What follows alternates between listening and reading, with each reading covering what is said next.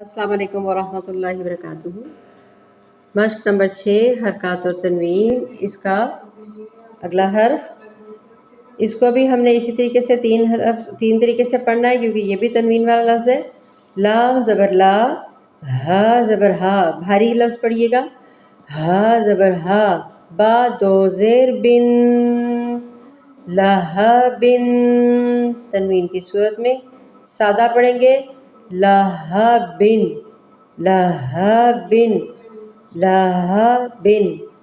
وقف کی صورت میں با کے اوپر جزم آ جائے گی، لہب، لہب، لہبن۔ سادہ پڑھیں گے، وقف کی صورت میں با کے اوپر جزم آ جائے گی، لہب، لہب۔ اور پھر تیسرے طریقے سے تنوین کی صورت میں لہبن، لہبن، غنہ کریں گے،